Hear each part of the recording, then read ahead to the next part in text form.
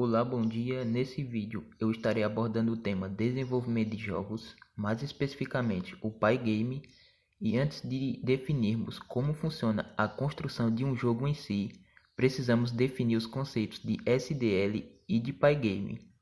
O Simple Direct Media Layer, ou SDL, é uma biblioteca multimídia livre e de código aberto, multiplataforma escrito em C, que representa uma interface simples para gráficos, som e dispositivos de entrada de várias plataformas. Já o Pygame é uma biblioteca escrita em Python e baseada em SDL, voltada para o desenvolvimento de games e interfaces gráficas. O Pygame oferece o acesso a áudios, teclado, controle, mouse e hardwares gráficos via OpenGL ou Direct3D.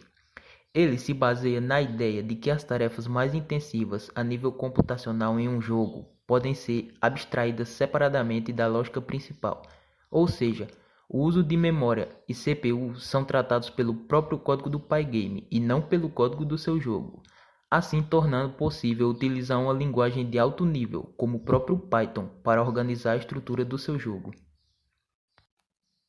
Logo após definirmos esses dois conceitos, vamos mostrar como se inicia a criação de um jogo. Após instalado o Pygame, precisamos programar ao menos o básico para começar a criar o nosso jogo. Um dos elementos mais básicos é a criação de telas, que é o primeiro passo na hora de criar um jogo. Primeiro, é preciso importar o módulo Pygame com o comando import Pygame. Logo depois, é preciso importar o locals do Pygame, que contém eventos de controle, mouse e teclados. E o comando usado para fazer isso é o from_pygame.import locals, um asteriscozinho em cima. Para atualizarmos uma tela, basta utilizar o comando pygame.display.flip, abre parêntese e fecha parêntese. Antes de iniciarmos a criação do código do nosso jogo em si, precisamos entender alguns conceitos dentro da plataforma do Pygame. Esses que são os chamados eventos e que são fundamentais na hora da concepção e do planejamento do nosso projeto. Alguns deles são cores, manipulação de telas e superfícies. Os mais simples que eu consegui encontrar são o Surface, que são as superfícies em 2D ou 3D onde se desenha o jogo, o Draw, que são os desenhos feitos na surface em linha, círculo, retângulo ou polígono, o Display, que é o evento para a manipulação da tela do jogo, o Image, que são as imagens do jogo que podem ler ou gravar outras imagens, Event, que são os eventos dentro de um jogo, que são usados com as operações pull, por exemplo, ou retorna o próximo evento da fila de eventos, ou, por exemplo, o post, que coloca um evento na fila. O font, que é utilizado para trabalhar com fontes do tipo TrueType. O transform, que rotaciona, modifica, corta ou espelha as superfícies de um jogo. O mixer, que trabalha com a questão do som. O clock, que trabalha com o tempo de quadros do game. E o sprite, que são as imagens bidimensionais que fazem parte de uma cena maior, ou seja, são os componentes que aparecem no jogo.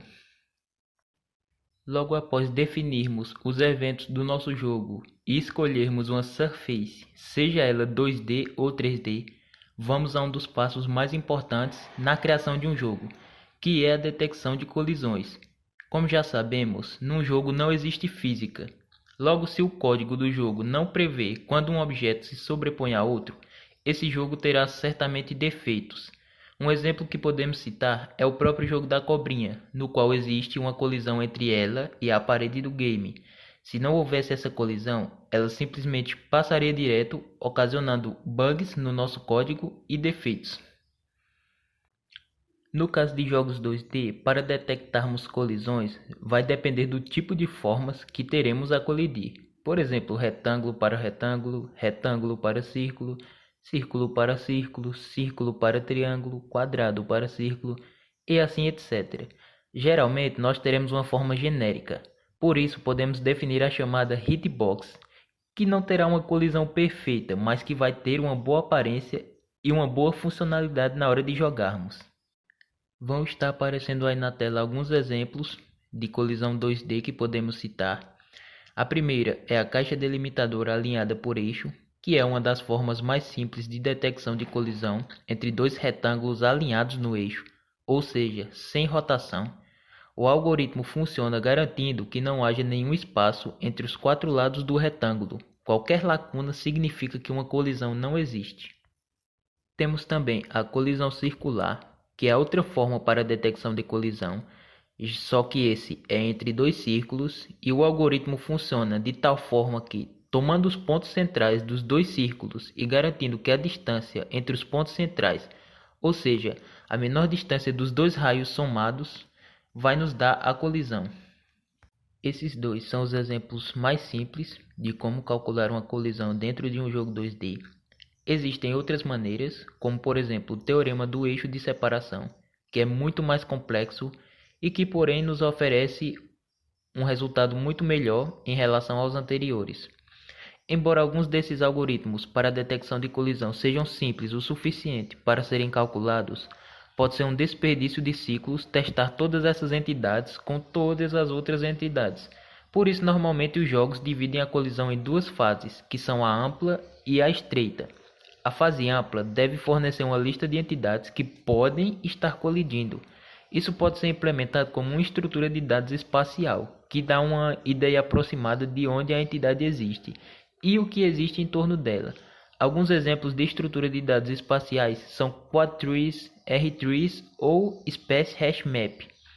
E a fase estreita, que é quando você tem uma pequena lista de entidades para verificar. Aí nesse caso você vai querer usar um algoritmo de fase estreita para fornecer uma resposta certa sobre se há uma colisão ou não. Agora, em relação à implementação de colisões em projetos de jogos 3D, acaba se tornando um pouco mais complexo. Uma das maneiras na qual podemos tratar esse tipo de problema é relacionar a colisão recorrente à técnica de volumes envoltórios esféricos.